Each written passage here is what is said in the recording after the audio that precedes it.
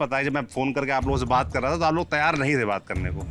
उसके बाद जब बातचीत बढ़ी तो आप लोगों ने कहा ठीक है आइए बात करते हैं। हाँ। क्या मन में कोई भय रहता है क्या, ऐसा कुछ है यही एक्शन हुआ है किसी के खिलाफ क्या? कहीं शिकायत करो मीडिया के थ्रू या किसी और के जरिए तो उस पर आप लोगों के ऊपर बंदिश है या क्या डराया धमकाया भी जाता है क्या? हमारी जुबान पे कलम का पैरा है कि कुछ भी जुबान पे आप कुछ बोलोगे वहाँ कलम उधर कलम चल पड़ेगी हमारे कॉलेज में। आप ऐसा क्या आप लोग कर रहे हैं हॉस्टल में, ऐसे क्या रिसर्च कर रहे हैं जिससे जो इस प्रशासन है वो यूनिवर्सिटी घबराता है? ग्राउंड्स की सारी मेंटेनेंस स्टूडेंट करते हैं सर। यहाँ तक कि ग्राउंड की घास भी स्टूडेंट काटते हैं, स्टूडेंट उठाते हैं। अभी तक सर 2024 है वो ख़त्म होने को आ गया है, 2 साल हो जाएंगे, अभी तक हमारे को कैश प्राइस की कोई भी फैसिलिटी नहीं मिली। सरकार को कुछ ज्ञात नहीं था किस तरीके का पैटर्न हो, कुछ हो रहा। पड़ोसी राज्यों के पेपर देख के बच्चे तैयारी कर रहे थे।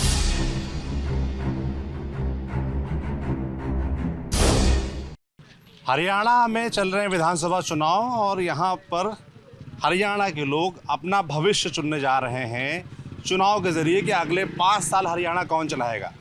पर हरियाणा का जो भविष्य है, जो वर्तमान में हमारे इर्द गिर्द आप देख पा रहे होंगे, उनका क्या, उनके भविष्य का क्या, वो क्या सोच रहे हैं अपने भविष्य के बारे में, अपने वर्तमान के बारे में, ये जानने के लिए, ये समझने के लिए हम हरियाणा एग्रीकल्चर यूनिवर्सिटी चौधरी चरण सिंह हरियाणा एग्रीकल्चर यूनिवर्सिटी आए हुए हैं। और पीछे देखिए अजंता हॉस्टल नंबर 3 पीजी मतलब पोस्ट ग्रेजुएट के बच्चे यहाँ रहते हैं, पीएचडी जो तैयारी कर रहे हैं या उसके अलावा जो एमएससी कर रहे हैं एग्रीकल्चर से वो पढ़ रहे हैं यहाँ पर। तो जानेंगे समझेंगे क्या उनसे मुद्दे हैं, उनके छात्र जीवन के क्या मुद्दे हैं, भविष्य को लेकर उनके क्या संभावनाएं हैं, क्या आशंकाएं हैं उनके मन में, सरकार के बारे में क्या सोचते हैं, चुनाव के बारे में क्या सोचते हैं, क्या उनके मुद्दे हैं, विस्तार से समझेंगे। और ऐसा छात्रों का हमसे वादा है कि वो अपना हॉस्टल भी हमको दिखाएंगे। और उन्होंने जब बातचीत शुरू की उससे पहले हमको बताया कि मुखर्जी नगर में हम अभी जब छात्र कुछ डूब के मर गए तो देखा कि हम जब वहाँ चेक करने गए हॉस्टलों में तो 10 बाई 10 के कमरे 2-2 बच्चे रह रहे हैं। तो छात्रों को दावा है कि ये सरकारी कॉलेज है, यहाँ भी हमारा वही हाल है कि 10 बाई 10 के कमरे हैं, रहना एक को चाहिए, रह 2 रहे हैं और तमाम समस्याएँ हैं। विस्तार से बात करेंगे। शुरुआत किससे करें? से आगे आप ही देख रहे हो, आप इस कर लेते हैं। क्या नाम है आपका? मेरा नाम सुमंत्र है सुमंत्र जी। नाम तो बड़ा अच्छा, क्या मतलब होता सुमंत्र का? पॉजिटिव वाइब्स, सो मतलब पॉजिटिव, मंत्र मतलब विचार। पॉजिटिव वाइब्स जी। तो इसी थोड़ा अपनी यूनिवर्सिटी के बारे में पहले बताइए और जो आपका नाम का पर्याय है पॉजिटिव वाइब्स, क्या इस यूनिवर्सिटी में पॉजिटिव वाइब्स आती हैं, कैसा माहौल है, कैसी पढ़ाई होती है, क्या क्या पढ़ाई होती है, थोड़ा बताइए। जी, यूनिवर्सिटी चौधरी चरण सिंह हरियाणा कृषि विश्वविद्यालय हिसार जो 1970 में स्थापित की गई थी। और इसमें कृषि के साथ साथ और भी कॉलेज हैं, उनमें अलग अलग कृषि के साथ जुड़े हुए विभिन्न विषयों पे पढ़ाई होती है। और यहाँ पर हम बीएससी में एडमिशन होता है एग्रीकल्चर में, एमएससी पीएचडी होती है। कोई एंट्रेंस वगैरह होता है कि? पीएचडी बीएससी से एंट्रेंस होता है, एमएससी में भी एंट्रेंस पास करके आते हैं छात्र, पीएचडी के लिए भी एंट्रेंस होता है जी। एंट्रेंस वगैरह होता है। अब एग्रीकल्चर तो भाई कृषि प्रधान देश हमारे भारत को कहा जाता है और एग्रीकल्चर यूनिवर्सिटी है तो जाहिर सी बात है कि यहाँ का जो भविष्य है वो हमारे जो पेट मानने जा रहा है उसके लिहाज से बड़ा महत्वपूर्ण है। क्या मुद्दे हैं आप लोगों के हॉस्टल में, कैसा है माहौल, पढ़ाई लिखाई कैसी होती है? क्योंकि जब मैं यूनिवर्सिटी घूम रहा तो बड़ा आनंद आया। बड़ी यूनिवर्सिटी मतलब काफ़ी बड़ी है, मतलब मैं तो पहली बार आया हूँ, हिसार तो आया हूँ पहले, मगर अंदर कैंपस में कभी नहीं आया था, तो अंदर आके अच्छा लगा। मतलब इतनी बड़ी यूनिवर्सिटी, माहौल कैसा है, पढ़ाई कैसी होती है, थोड़ा उसके बारे में बताइए। क्या नाम है आपका? हरदीप सांगवान मेरा नाम है जी। मैं चरखी दादरी का रहने वाला हूँ। चरखी दादरी के? हाँ जी। मैं कब पीएचडी आए यहाँ पर, क्या पढ़ाई कर रहे हैं? मैं पीएचडी 3rd ईयर का छात्र हूँ जी। बागवानी में चल रही है जी मेरी। बागवानी? हाँ जी। क्या सिखाते हैं, क्या पढ़ाते हैं इसमें बागवानी में? बागवान में जी पौधों से संबंधित पढ़ाते हैं, जैसे कि उनकी कटाई छटाई और उनके वे कलम लगाना और उनको बढ़ावा देना, उनकी पैदावार बढ़ाना बागवानी फसलों के बारे में, जैसे आम, अमरूद, सेब, ये ऐसे। फल वाले जो? हाँ जी, फल वाले। मतलब हमको घर में अगर अपने फल लगाने हो तो आपसे फ़ोन करके पूछ सकते हैं कि क्या ठीक रहेगा, क्या खाद पानी डालें, उसकी पूरी जानकारी। तो आगे इसमें भविष्य क्या होता है? मतलब जैसे अभी आप ये पढ़ाई कर रहे हो, पीएचडी कर रहे हो, आगे क्या भविष्य है इसमें? पीएचडी के बाद तो जी काफ़ी भविष्य है, जैसे कि हम किसी साइंटिस्ट में या फिर कोई और अच्छा शोध कर सकते हैं और भिन्न भिन्न ये कोई कंपनीज हैं या फिर कोई बड़े बड़े कॉन्ट्रैक्ट हैं, और जैसे कि और बड़ी बड़ी जो एग्रीकल्चर से जुड़ी इंडस्ट्रीज होती हैं जो, हाँ जी। उसमें जा सकते हैं आप? हाँ जी, सभी में। इनोवेशन वगैरह हाँ जी, क्या आगे जैसे हो सकता है? जैसे किसी को प्राइवेट कंपनी उसकी को पार्क संभालने होते हैं या फिर कोई बाग लगाए होते हैं, कोई और बड़ी लेवल पे होते हैं, तो उनके रख रखाव के लिए जिम्मेदारी होती है जी। जैसे अभी शुरुआत हम लोग बता रहे थे अपने हॉस्टल के बारे में। ये हॉस्टल में तमाम दिक्कतें, किस तरह की दिक्कतें हैं, क्या मुद्दे हैं आप लोगों के यहाँ पर? हॉस्टल में जी मेनली तो ये एक पीएचडी हॉस्टल है और एमएससी के वो थे। तो उसमें क्या होगा कि इन्होंने एमएससी और पीएचडी के बच्चों को दो बच्चों को एक रूम दे दिया जी। पहली दिक्कत तो ये है जी, अकोमोडेशन में दिक्कत आ रही है। तो क्या मतलब अंदर जो स्पेस है वो एक बच्चे लायक ही है सर? हाँ जी, ये सिंगल रूम है। आप अगर अंदर जाके देखोगे छोटा 10 बाय 10 का कमरा है, उसमें से एक बच्चे के लिए ही थोड़ा वो रहता है, तो 2 बच्चे परेशान हो जाते हैं, वो माहौल बन नहीं पाता पढ़ाई लिखाई के। तो जैसे आप कह रहे हो कि इसमें होना एक ही चाहिए पर हैं दो, तो इसकी शिकायत आप लोगों ने कभी की किसी से भाई कि ऐसा क्यों है, या क्या स्पेस कम है, कारण क्या है, क्यों ऐसा किया जा रहा है, पूछा आप लोगों ने?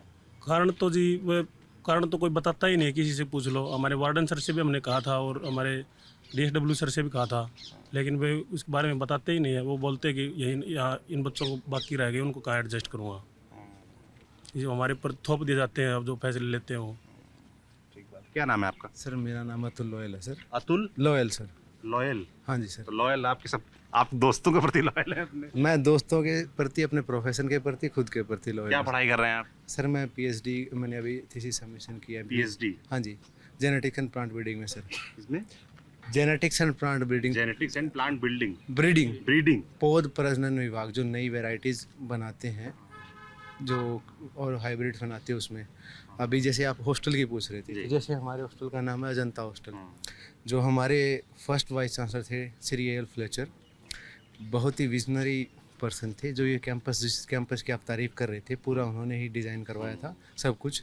तो उन्होंने क्या सोचा था कि लड़कों के हॉस्टल के नाम पर्वत की श्रृंखलाओं पे विंध्याचल, अजंता, शिवालिक, अरावली के नाम पे रखेंगे, और इनमें जो पढ़ने वाले नवयुवक होंगे वो जीवन में चाहे चट्टान की तरह खड़े रहें, कैसी मुश्किलें आएँ, कुछ भी आएँ। उसी तरह लड़कियों के हॉस्टल ग्लेशियर के नाम पे, जहाँ से हमारे नदियाँ निकलती हैं, नदियों के मुख से गंगोत्री, यमुनोत्री, गोदावरी, त्रिवेणी, कि कोई भी कठिनाई आएंगी, नदी की तरह हमारी जो जिसमें जो छात्राएं पढ़ेगी, पढ़ के उसमें चीरती हुई निकल जाएंगी।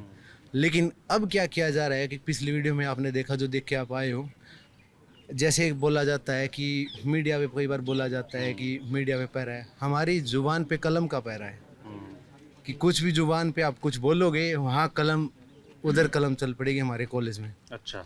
किसी ने भी, आप देख सकते हो उस वीडियो में, कोई हम बात कर रहे थे, दिक्कतें हर जगह होती है सर, कि कहाँ नहीं है, हमारे यहाँ भी है, लेकिन सुख सुविधाएं भी है हमारे। लेकिन हम ये नहीं कह रहे कि हमें कुछ मिल नहीं रहा, लेकिन जो बेसिक एम्यूनिटीज़ है, जो फैसिलिटीज़ हम डिजर्व करते हैं, हम उन्हीं की मांग कर रहे हैं बस सर। कि हमारा जो टॉप फ्लोर है उसका जर्जर स्थिति में, उसका जो प्लास्टिंग है वो भी गिरती रहती है। बाथरूम कुछ एक हैं अच्छे भी हैं, कुछ की रिनोवेशन हुई है, कुछ की इमीडिएट ज़रूरत है। वो हमने बाकायदा मेल में वार्डन को या मीटिंग को, डीएसडब्ल्यू को बताई हुई है। कब बताया था आप लोगों ने? ये एग्जैक्ट हम प्रोसीडिंग मीटिंग हुई थी सर, उसमें हमने बताया। उसमें कम से कम हमने हमारी डिमांड रखी थी कि हॉस्टल में एक स्टडी रूम होना चाहिए, वाईफाई पर वर्किंग नहीं चल रहा, हॉस्टल में क्लीननेस की इशू है, लाइट का इशू है। तो सारी चीज़ें हमने डीएसडब्ल्यू और डीएसडब्ल्यू को मीटिंग में आए थे तब बताई थी। दूसरी बात सर ये है कि जो आप और मैं क्या खाते हैं, अगर हम आपसे कहूँ कि आप ये खाना मत खाओ, तो आप मेरी मानोगे? हमारे यहाँ आपकी तो मान सकते हैं कि आप पढ़ाई कर रहे हैं। नहीं सर, पढ़ाई करने की बात अलग है कि आप फूड और क्लोथिंग किसी की पर्सनल चॉइस है। बिल्कुल बिल्कुल। लेकिन अब उसके ऊपर कोई आके ये बोलता है कि नहीं ये चीज़ नहीं खानी। हमारे हॉस्टल में आप सर्वेंट से पूछ सकते हो, जितने हमारी उम्र नहीं है आपकी और मेरी दोनों की मिला के इतनी उम्र नहीं है, इतने सालों से यहाँ सर्वेंट काम कर रहे हैं।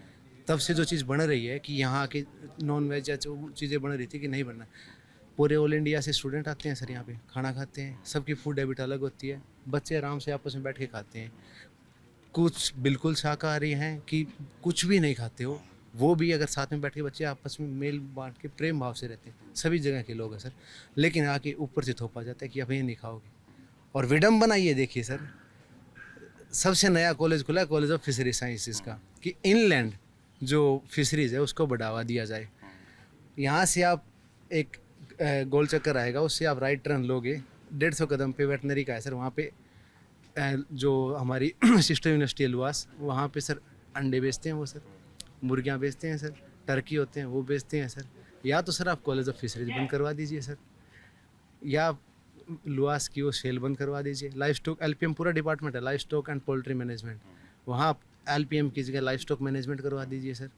हम ये नहीं कह रहे कि हम खाएंगे, लेकिन ये वो क्यों कि तुम नहीं खाओगे, ये हम ये मतलब भले किसी नियम बना रखा है। नियम कोई नियम नहीं है, आके बोला गया तब से बंद है, बच्चे डर के बोल भी नहीं रहे सर। मुंह जुबानी नियम है कि बोल रखा है कि ऐसा नहीं होना है। लड़कियां आप नहीं देख रहे, मैंने आपको उसके पीछे से आपको कारण है कि स्ट्राइक हुई थी, लड़कियों को धमकाए थे, लड़कियों को भी बताया था, कोई लड़की नहीं आई डर के, सारी आधी से ज़्यादा ये कह रही कि हम करें। मतलब बात करने से बचती हैं, सामने आने से बचती हैं, क्या कारण है इसका? कारण तो कल आपने देख ही लिया था, कारण ये है, कारण ये है इतनी बंदिशें क्यों? मतलब ऐसा क्या सर, ऐसा क्या आप लोग कर रहे हैं हॉस्टल में, ऐसा क्या रिसर्च कर रहे हैं जिससे जो इस प्रशासन है वो यूनिवर्सिटी में- घबराता है, ये मत खाओ, ये मत पहनो, कोई मीडिया नहीं आ सकती, ऐसा क्या कारण है सब? सर ये तो सर वही बताएंगे सर, लेकिन हमारी बहुत ही सम्मानित और प्रतिष्ठित यूनिवर्सिटी है, देश के सबसे पहले प्लांट ब्रीडर कह लो डॉक्टर रामधन सिंह अब यहीं से हुए थे सर, डॉक्टर रतन लाल अब यहीं से हैं कुछ में सर, लेकिन जो चीज़ें हैं अब घटित हो रही है, पार्लियामेंटेरियन भी दिए हैं सर इस यूनिवर्सिटी ने सर, एक्टर्स भी दिए हैं सर। अच्छा, कौन इवन जो एक हरियाणी फिल्म थी सर चंद्राल, उसमें जगत जाखड़ है, इवन जो अरविंद केजरीवाल है वो यहाँ के कैंपस स्कूल में पढ़े हुए हैं सर। अच्छा, साइना नेहवाल बीसी कैंप जो उनके फादर है उसी इसी कैंपस के हैं सर। दूसरा सर जो स्टेट जो नेशनल लेवल पर अरविंद केजरीवाल काफ़ी पॉलिटिशियन भी यहाँ पढ़े हुए हैं सर। और इवन जो स्पोर्ट्स में भी साई का सेंटर है सर, वो भी हैं सर, अच्छे अच्छे इवन क्या बोलेंगे सर, जो इवन जो स्टेट में कुछ एक मिनिस्टर भी यहाँ से हुए हैं। लेकिन अब जो चीज़ें सर पता नहीं क्यों किस वजह से सर प्रशासन को या तो बच्चों पे दबाव डाले, हमें नहीं समझ में आ रहा सर कि बच्चे हम सिर्फ अगर मतलब एक तरफ आप लोग कह रहे हैं कि आप लोग शिकायत करते हैं कि भाई ये दिक्कतें हैं, ये परेशानियां हैं, उनका निदान किया जाए, उनका सॉल्यूशन ढूंढा जाए, उस पर काम नहीं होता है। नहीं होता और अगर आप कहीं शिकायत करो मीडिया के थ्रू या किसी और के जरिए, सर, तो उस पर आप लोगों के ऊपर बंदिश है या क्या डराया धमकाया भी जाता है क्या, कि अगर आप बात करोगे तो? बता तो क्योंकि रहा हूँ मैं मुझे अच्छे से पता है, जब मैं फ़ोन करके आप लोगों से बात कर रहा था तो आप लोग तैयार नहीं थे बात करने को, उसके बाद जब बातचीत बढ़ी तो आप लोगों का ठीक है आइए बात करते हैं। हाँ। क्या मन में क्यों भय रहता है, क्या ऐसा कुछ है, यही था एक्शन हुआ है किसी के खिलाफ क्या?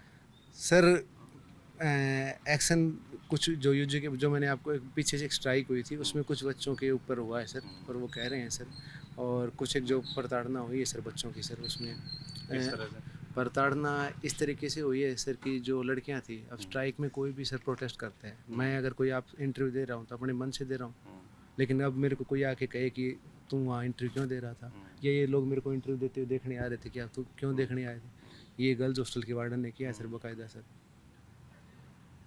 आप अपने मन से बात नहीं कर सकते, अपने मन से खा नहीं सकते, अपने मन से पहन नहीं सकते, और ये कोई पहनने का और ये कोई लिखित नियम नहीं है आप कह रहे कोई लिखित हो, ये सब आके मुँह जुबानी बोला जाता है कि आपको ये इन नियमों सर का। इस यूनिवर्सिटी ने इतने वाइस चांसलर दिए हैं सर, लेकिन अब जो स्थिति है सर इतनी ज़्यादा बदल गई है सर।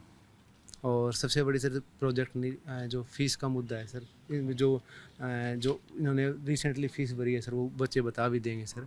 और जो प्रोजेक्ट का है कि यहाँ टीचर जो इतना ये है कि सर कोई भी टीचर प्रोजेक्ट बनाता है तो वो प्रोजेक्ट का पीआई होता है सर। क्या होता है पीआई मतलब? Project in charge sir. अच्छा। कि मैं कोई रिसर्च प्रोग्राम बना रहा हूँ, ये मेरा प्रोजेक्ट है सर, और मैंने प्रोजेक्ट के लिए मेरे को सीनियर रिसर्च फेलोशिप एक जिसको रिसर्च हेल्प बोल सकते हैं हम राइटिंग में, और जो हमारा जो एक्सपेरिमेंटल वर्क है उसको एग्जीक्यूशन में सर, तो उसमें सीनियर रिसर्च फेलोशिप और रिसर्च असिस्टेंट की पोस्ट होती है एसोसिएट की सर।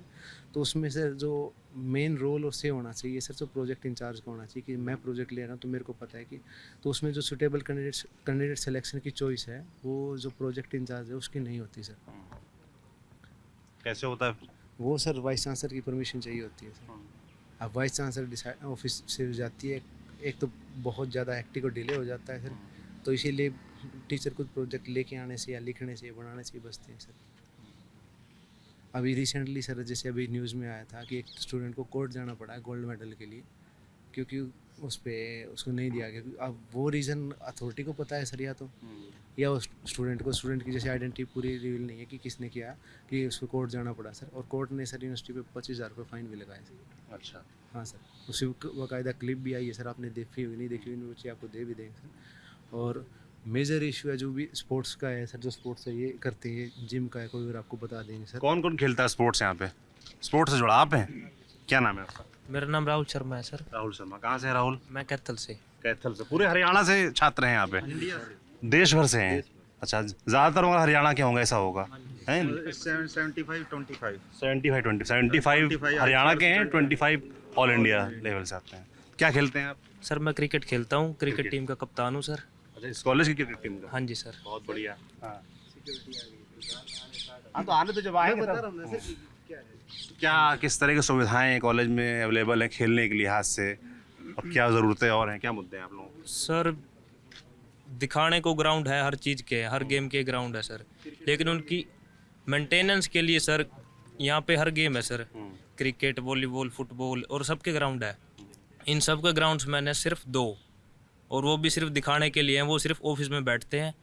ग्राउंड्स की सारी मेंटेनेंस स्टूडेंट करते हैं सर। यहाँ तक कि ग्राउंड की घास भी स्टूडेंट काटते हैं, स्टूडेंट उठाते हैं।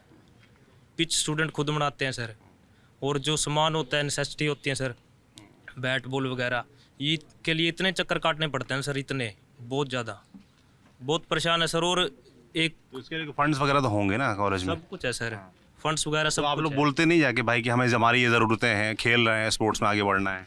सर बोलने को तो हर रोज़ कहते हैं सर, कुछ फ़र्क नहीं है सर, बिल्कुल भी।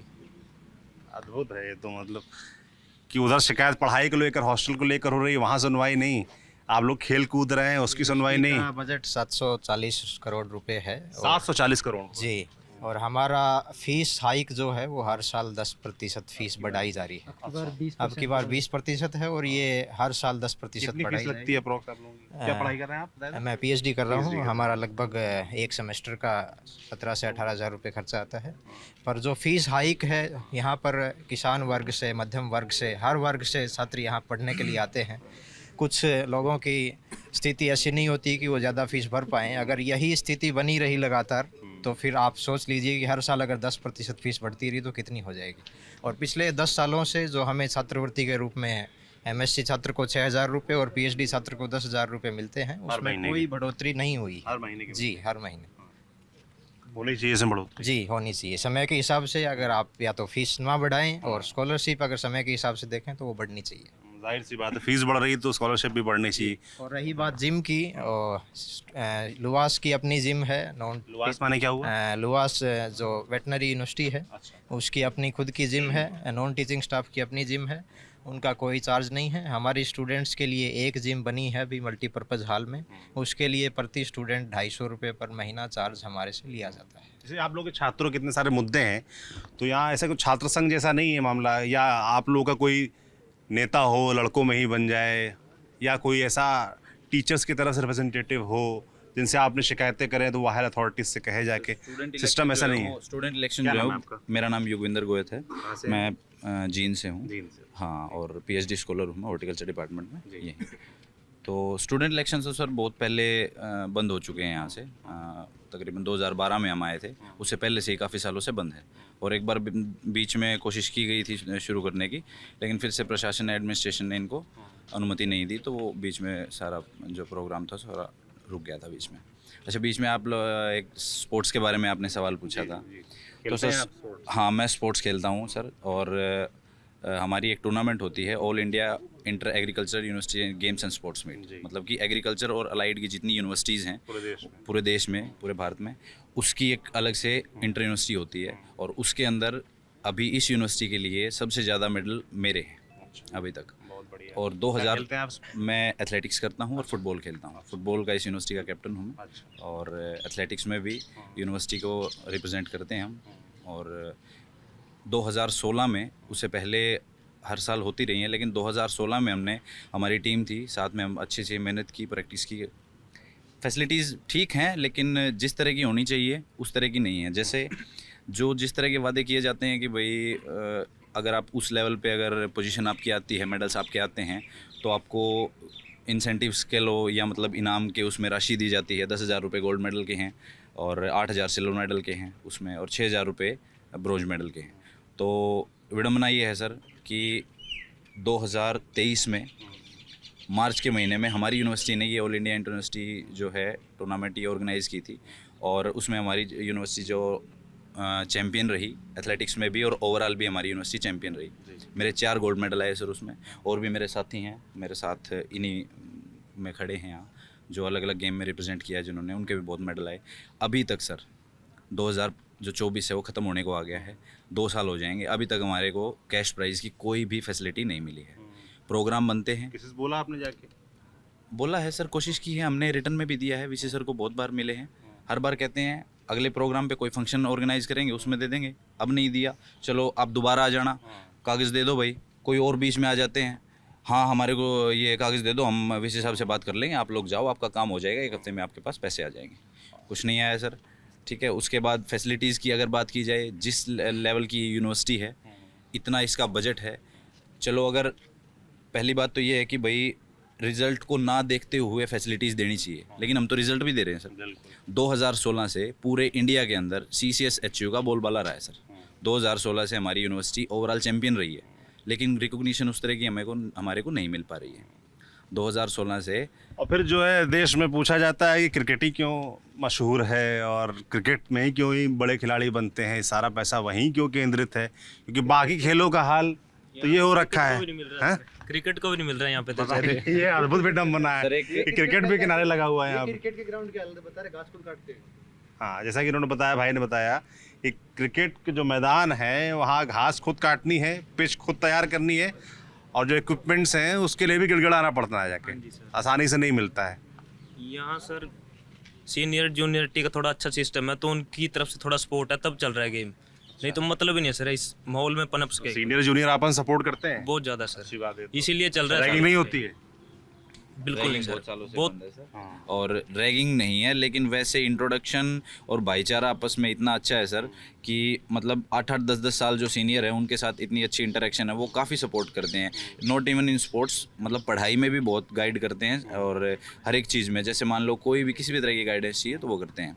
और स्पोर्ट्स के मामले में सर जितनी बातें कही जाएँ उतनी हमारे पास शिकायतें और वो सारी हैं, और जितनी मैंने आपको बताया है उनके अलावा भी कुछ ऐसे इंसेंटिव्स हैं जो स्पोर्ट्स में मिलने चाहिए सर। एक स्पोर्ट्स में उस लेवल तक अगर मेहनत करनी है जिस लेवल पे हम कर रहे हैं, बहुत खर्चा होता है सर। ऐसे नहीं है कि भाई अपने जो नॉर्मल इक्विपमेंट हैं आप वो लीजिए और ग्राउंड पे कीजिए, सारी चीज़ों में खर्चा होता है सर, लेकिन उस चीज़ का कोई किसी तरह का ध्यान नहीं दिया जा रहा है। खेलकूद की बात हो गई, व्यवस्थाओं की बात हुई कि हॉस्टल्स में दिक्कत है, और जो बंदिशें आप लोगों ने बताई तमाम तरह की, उस पर बात हो गई। मैं ये जानना चाहता हूँ कि पढ़ाई कैसी होती है? तो जब आप छात्रों से बात करें कहीं भीड़ में जाके, और छात्र जब बोलें कि हॉस्टल ठीक नहीं है, पढ़ाई ठीक नहीं है, इक्विपमेंट्स ठीक नहीं है, खेल कूद में मदद नहीं हो रही है, तो आप इसके साथ ही समझ जाएं कि मामला किसी सरकारी संस्थान का हो रहा है। ये होता भी है, हम लोग जब इलेक्शंस में घूमते हैं, लोगों से मिलते हैं, और साफ तौर पर वो एक बेसिक फ़र्क नज़र आता है कि प्राइवेट इंस्टीट्यूशंस में जो पढ़ाई हो रही है या वहाँ जो स्टैंडर्ड सेट किए गए हैं वर्सेस जो सरकारी संस्थान है, और ये शुरुआती प्राइमरी लेवल से ही है।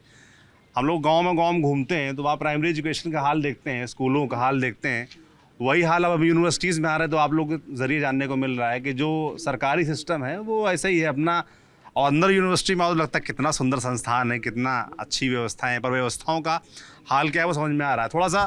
संस्थान के द्वारा दी गई व्यवस्थाओं से छात्र जो हैं वो अपना अच्छे से काम कर रहे हैं, पर जहाँ तक बात आती है कि जो बेसिक नेसेसिटीज़ होती हैं किसी भी इंसान की, कि रहने के लिए अच्छा कमरा हो, खाने के लिए अच्छा भोजन हो और पानी हो, तो अगर पानी की बात करें हम, तो आप जाके देख सकते हैं हमारे जो वॉशरूम्स हैं उनकी कंडीशंस देख सकते हैं, उनकी टाइमली सफाई नहीं होती है और वो इस कंडीशन में नहीं है। देख सकते हैं जी देख सकते हैं। चलिए दिखाइए। जी चलिए। तो ये साफ़ सफाई की डेली नहीं होती क्या? साफ़ सफाई डेली सुबह होती है, पर आप पानी वाटर कूलर काम करता है? कूलर काम नहीं करता है, इसमें आप ऊपर देख सकते हैं कितने दिन से सफाई नहीं हुई है इसमें। वाटर कूलर काम नहीं करता है? देखिए आप, पानी नहीं आ रहा है इसमें। तो ये आरओ भी खराब है, बदबू आ रही है अंदर से। तो ये कब से काम नहीं कर रहा है?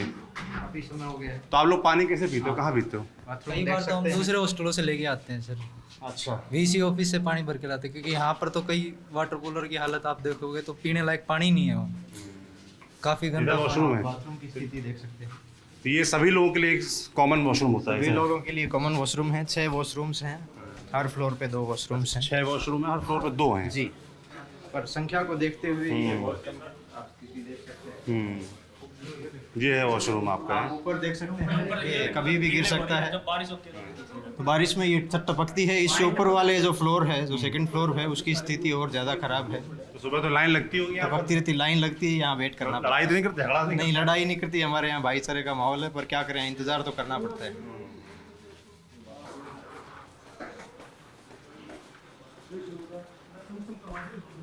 चुनाव का वक्त है। ये जो बालकनी है जो गंदी पड़ी है आप लोगों की, पानी भरा पड़ा सर इसमें अभी। ये क्या पानी लीक हो गया है क्या? सर ड्रेनेज नहीं है सर, हम्म ड्रेनेज नहीं है। देखिए सारे सारे बाथरूम ड्रेनेज की हालत है, सारे पूरे फील्ड में। साफ सफाई वगैरह होती है डेली यहाँ, कब होता है? बस सर जिस तरह अब जिस तरह फील हो गए, पर्याप्त फील हो गए हैं अब, तो एक दिन अब स्वीपर्स वगैरह आएंगे तो एक दिन के लिए साफ हो जाएंगे, फिर अगले दिन से फिर ये फील हो जाएंगे। उस साइड यूरिनल्स देख लो सर आप, यूरिनल्स है उस सर, उनकी बुरी हालत है बिल्कुल ही। ये ऊपर से छत टपकती रहती है सर, ये छत पकती रहती है। गीजर काम करता है? अभी इधर सर्दियों में ये काम कर रहे हैं। पहले खराब था ये तो, नहीं इसको ठीक करने की कोशिश कर ली, खराब है गीजर? खराब है। पानी लीक कर रहा है, छत लीक कर रही है। ये क्या है? ये सोलर का है। ये सर देखिए सर, ये प्लेट लग रही है सोलर प्लेट, लेकिन ये खुद चलता नहीं है पानी। ये किसने लगाया सोलर वाला? ऊपर वाले सोलर के लिए, ताकि सोलर पैनल से चल पड़े पानी। आइए बाहर आते हैं, बाहर चलते हैं। अरे अब आपके कॉलेज के हॉस्टल की बातें हो गई, थोड़ा मैं चुनाव के बारे में बतिया लेता हूँ। हम लोग जो हरियाणा के छात्र हैं जो बात करना चाहते हैं वो बता दें। सब हरियाणा के हैं? कहाँ से हैं आप? कैथल से सर। कैथल से? हाँ जी सर। कैथल से कौन बड़ा नेता है अभी? पहले तो सर ईश्वर सिंह था INLD से, अभी बीजेपी से कुलवंत बाजीगर है, और कांग्रेस ने देवेंद्र हंस है सर। जैसे 10 साल से बीजेपी की सरकार है हरियाणा में, है ना, तो यूथ क्या सोचता है उसके बारे में? आप लोग जो हरियाणा के छात्र हैं क्या सोचते हैं उसके बारे में कि 10 साल कैसा काम रहा उनका, और अब जो चुनाव हो रहे हैं उस समय फिर आप लोगों के दिमाग में क्या मुद्दे चल रहे हैं इलेक्शन के लिहाज से, पॉलिटिक्स के लिहाज से, और आप लोगों के भविष्य के लिहाज से? सर हमारे भविष्य के हिसाब से हम सभी रोज़गार के लिए पढ़ते हैं सर। एक अच्छा जिस चीज़ में हमारा इंटरेस्ट हो सर, उस चीज़ में हम नौकरी करें, उस चीज़ में हम नौकरी करके सामाजिक में एक योगदान दें सर। जिस चीज़ से हम पब्लिक यूनिवर्सिटी के सर, पब्लिक फंड से हम पढ़ रहे हैं सर, और समाज के लिए हम कुछ कार्य कर सकें सर। तो नौकरी वगैरह क्या माहौल दिखता है हरियाणा में? क्योंकि अब इलेक्शन टाइम में तो मैं देख रहा हूँ कि दोनों पार्टी जो मुख्य प्रमुख पार्टियाँ हैं, बीजेपी और कांग्रेस, दोनों की तरफ से ही वादा है कि 2-2 लाख नौकरी देंगे। पिछले जो टर्म रहे, 2 बीजेपी के, उससे पहले 2 कांग्रेस के, उस दरमियान कितनी नौकरियां मिली, कैसे देखते हैं इसको? सर बाकियों का तो सर डेटा मैं बता नहीं पाऊँगा सर, और फैक्चुअल इनकरेक्ट मैं कुछ बोलना नहीं चाहता सर। लेकिन हमारी ADO की लास्ट भर्ती सर 2010 में रिक्रूटमेंट हुई थी सर, स्टार्ट हुई थी 2012 में कंप्लीट हुई थी सर। उसके बाद सर 2022 में हुई है सर, और 22 में 600 पोस्ट के लिए एडवर्टीजमेंट आई थी सर। उसमें सर जो उसमें टोटल ही सर ऑलमोस्ट 50 स्टूडेंट ज्वाइन कर पाए सर। वो हुआ ये कि उससे पहले 2012 में तो डायरेक्ट इंटरव्यू बेसिस पे थी, एग्ज़ाम कुछ हुआ नहीं था और सरकार को कुछ ज्ञात नहीं था किस तरीके का पैटर्न हो, कुछ हो रहा। पड़ोसी राज्यों के पेपर देख के बच्चे तैयारी कर रहे थे कि हाँ ADO में या जो उसके समानांतर जो भी कोई पोस्ट होती है उसके ऊपर उसके हिसाब से तैयारी कर रहे थे। एग्ज़ाम से 1 महीने पहले UPSC का सिलेबस दे दिया जाता है परी का, जो एग्रीकल्चर ऑप्शनल का सिलेबस है कि आपका इसी में से पेपर आएगा सर। तो सर उसमें 50 बच्चे ही सेलेक्ट हुए सर। तो उसमें सर दोनों चीज़ों पे सवाल उठता है सर। आप कह रहे प्रॉपर तैयारी नहीं थी, बच्चों के सामने सिलेबस नहीं था, इसलिए 600 पोस्ट थी उसमें, 600 मात्र 50 लोग निकाल पाए। हाँ सर। दोबारा भर्ती नहीं आई फिर?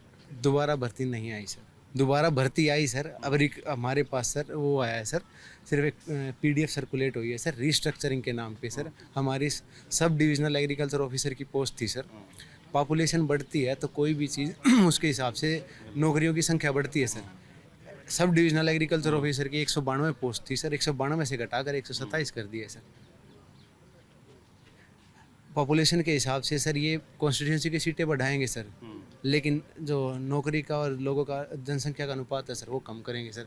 ऐसे ही ADO की सर थी हमारे सर ब्लॉक लेवल पे एक जो BO sir ATMBT agriculture technology management system की आत्मा की जो स्कीमें थी सर वो बंद कर दी, और डिप्टी डायरेक्टर एग्रीकल्चर के हाथ में थी सर, वो चीज़ें बंद कर दी गई है सर डायरेक्टली सरकार ने सर। और आगे आने वाली सरकार वादे सभी करते हैं सर, बुनाए जाएं तब सर, हकीकत में अमली जामा पहनाया जाए तब हम कह सकते हैं कि ये सरकार अच्छी है सर। बिल्कुल। नौकरियों को लेकर मैं 2-3 चीज़ें सुन रहा हूँ अभी जो इलेक्शन चल रहा है कैंपेन उसके दरमियान। एक तो खर्ची पर्ची की बड़ी चर्चा हो रही है। बीजेपी कह रही है कि भाई हमने जो नौकरी की वो फेयर की, उससे पहले जो है खर्ची यानी कि पैसा दे के या पर्ची यानी सिफारिश से नौकरियां लगती थी। दूसरा इधर कांग्रेस की तरफ से ये आरोप लगाया गया कि नौकरियां आ ही नहीं रही हैं, आप खर्ची पर्ची छोड़ दीजिए। और डंकी रूट का बताया जा रहा है कि लोग बच्चे हरियाणा के विदेश जा रहे हैं, क्या ऐसा है? सर कोई कैथल का होगा, कोई जींद का होगा सर, वो बता देगा आपको सर। कौन है भाई कैथल और जिंद का? जुलाना से। हाँ। तो आपकी बड़ी चर्चित विधानसभा है।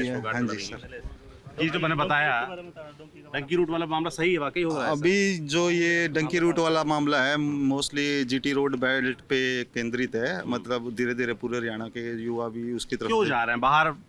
जो बच्चे हैं वो भी गलत तरीके से क्यों जाना चाहते हैं बाहर? एक तो एजुकेशन जो स्ट्रक्चर है वो अच्छा नहीं, बच्चे अच्छे से पढ़ नहीं पाते, जो बच्चे ढंग से पढ़ नहीं पाते उनको रोजगार के अवसर भी नहीं है। तो इस अभाव में फिर उनको लगता है कि एक आसान तरीका ये है, एक बार मुश्किल होगी जाने में, जाने के बाद वहाँ अच्छा पैसा कमा के फैमिली को और खुद सेटल हो सकते हैं। इस दिशा में देखते हुए बच्चे विदेशों की तरफ इलीगल तरीके से डोंकी रूट से जाने की कोशिश करते हैं। पर्याप्त जो है अपॉर्चुनिटीज नहीं है जॉब को लेकर। अगर बच्चे अगर मतलब अब जिस हिसाब से हरियाणा में एजुकेशन का लेवल है बच्चों का, उस हिसाब से अगर जॉब नहीं मिलेगी बच्चों को तो फिर वो क्या करेंगे? कहीं ना कहीं तो खुद को स्थापित करने की कोशिश करेंगे। फिर जब वो नहीं मिल पाती आखिर में वो डंकी रूट को चूज करते हैं जाने के लिए। और किसी ने सुना है डंकी के बारे में? आपने सुना है? सभी को पता है सर। क्या सुना है? क्या नाम है आपका? नीलेश साहू। नीलेश साहू कोल से। कहाँ से हो? कोल से कोल कैथल में। अच्छा, कैथल में जगह है कोल? हाँ जी, गाँव है मेरा। गाँव है आपका? हाँ जी। क्या सुना है आपने? हाँ, क्या सुना है आपने? डोंकी आजकल हमारे एरिया में बहुत ज़्यादा मशहूर है। जो बच्चे रोज़गार नहीं, जिन पे रोज़गार नहीं है वो लगभग डोंकी के थ्रू जा रहे हैं, क्योंकि बच्चों का वीज़ा नहीं लग पाता। बहुत बच्चे जिनकी मतलब इस स्टडी बैकग्राउंड बहुत अच्छा नहीं है, तो बच्चे डोंकी के रूट से बाहर जा रहे हैं। जैसे उनको जंगलों से होके और वहाँ कैलिफोर्निया आई थिंक वहाँ गेट कूदना पड़ता है, उससे यूएस में जाते हैं। वहाँ फिर वो कोई भी केस कर देते हैं, उससे वो वहाँ एज अ रिफ्यूज़ी रहने लग जाते हैं। ये है डोंकी का। और हमारे एरिया में थोड़ा ज़्यादा तो जान भी गंवा देते होंगे। हाँ बिल्कुल, बहुत ज़्यादा होता है, ये चांस होते हैं कि जान भी गंवा दे। पैसा भी बहुत लगता है, जैसे 40 लाख 50 लाख इतने में बच्चे जाते हैं। तो पैसा कहाँ से आता है?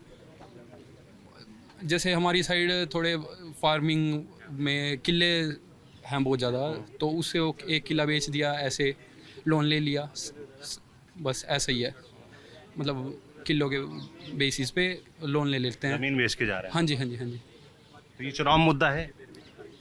आई थिंक अगर रोज़गार बच्चों को नहीं है तो ये चुनाव मुद्दा तो बहुत बड़ा है। आप लोग क्या है, ये जो मुद्दे रोजगार की बात हो रही है, इन मुद्दों पर वोट पड़ता है? आप लोग सब नौजवान हैं, पढ़ने लिखने वाले हैं, मुझे लगता है कई लोग तो फर्स्ट टाइम वोटर भी होंगे, पहली बार वोट डालेंगे, ऐसा भी है फर्स्ट टाइम वोटर है हमारे बीच, दूसरी तीसरी बार। तो क्या सोच के डालते हैं, क्या मुद्दे रहते हैं आप लोग के इलेक्शन में?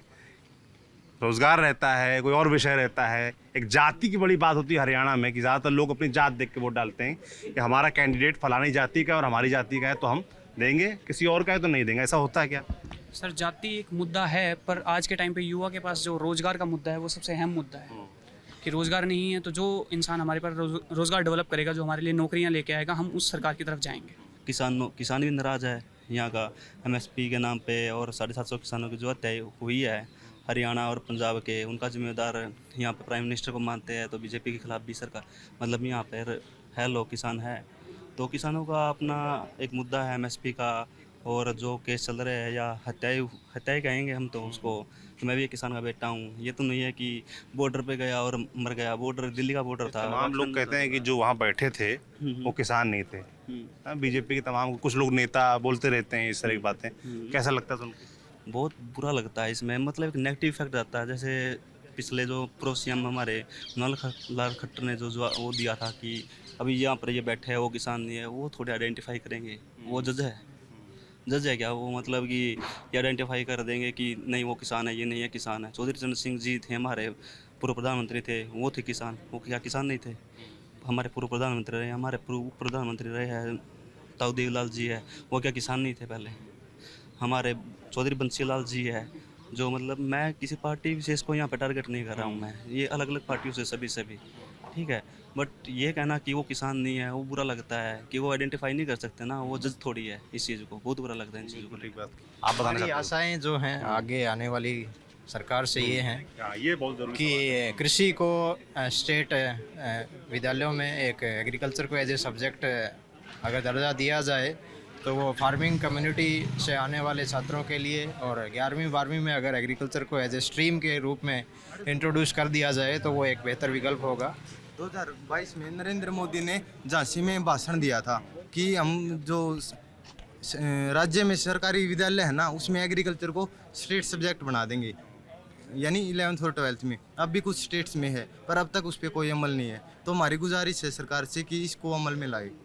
और कैलेंडर बाउंड जो हैं वैकेंसियाँ आएँ, चाहे वो कोई क्षेत्र हो, हम एग्रीकल्चर क्षेत्र की बात करें तो अगर कैलेंडर बाउंड वैकेंसियाँ आती हैं तो उसमें छात्र को भी समय मिल जाता है तैयारी करने का, एक तय हो चीज़ों का। स्कीम आ जाए प्रॉपर कि भाई इस तारीख को चुनाव तो होते ही समय पे स्कीम आती है उसकी, चुनाव की तरह ही एक प्रॉपर भर्तियों की स्कीम भी आ जाए कि भाई इस तारीख को चुनाव होंगे, भर्तियां होंगी, इस तरह के एग्ज़ाम होंगे, वो प्रॉपर नहीं आता है। और हरियाणा जो है छोटा सा भौगोलिक दृष्टि से देखें तो छोटा क्षेत्र है, तो अगर हम और कहीं जाते हैं, पंजाब में जाते हैं तो पंजाबी बैरियर आ जाता है, राजस्थान में जाते हैं तो राजस्थान जीके है, उसका बहुत बड़ा अहम रोल रहता है पेपरों में, और उत्तराखंड और हिमाचल जो है इनमें जो है स्टेट डोमिसाइल का इशू है, तो हम और कहीं जा नहीं सकते। पर अगर हम हरियाणा की बात करें तो यहाँ वैकेंसियाँ जो होती हैं उसमें हमारे को जो यहाँ से प्रेफरेंस दी जाए तो उससे हमें रोज़गार यहाँ बहुत अच्छे तरीके से मिल सकता है।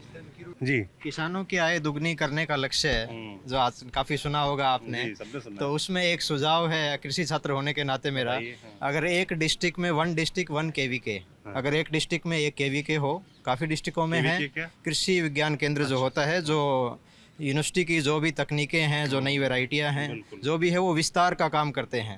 वो यूनिवर्सिटी में जो भी शोध हो रहा है उसको क्षेत्र में किसानों तक पहुंचाने का गोष्ठियों के माध्यम से काम करते हैं। अगर एक डिस्ट्रिक्ट में 1 KVK हो जाए तो वो बहुत अच्छा विकल्प होगा कि जिससे हम किसानों की आय दुगनी करने में, दुगनी तो नहीं कह सकते हम, किसानों की आय बढ़ाने में एक संभव मदद हो सकती है। और बिना उनको आर्थिक लाभ दिए आप कह रहे हैं कि वो टेक्नोलॉजी की मदद से जो पढ़ाई आप लोग कर रहे हैं उसके ज़रिए भी किसानों की आय दोगुनी की जा सकती है जी। भाषण की बजाय अगर उसको ज़मीन पर उतारा जाए, ज़मीनी हकीकत के रूप में उतारा जाए उसको, तो उसमें किसानों की आय बढ़ाई जा सकती है। और कोई सलाह देना चाहेंगे आप सरकार को इसके अलावा? जो आपने एक तो बोला कृषि विज्ञान केंद्र खुलना चाहिए, और कुछ उसके अलावा? कृषि को विषय के रूप में चुना जाए, ये मैं बोल चुका हूँ। और जो एग्रीकल्चर में ADO है, उससे ऊपर ब्लॉक एग्रीकल्चर ऑफिसर आता है, उससे ऊपर SDO आता है, तो अगर पूरा चेन हो और पर्याप्त मात्रा में जो लोग हैं वो अगर विभाग में हो तो विभाग अच्छे से अपना काम कर सकता है।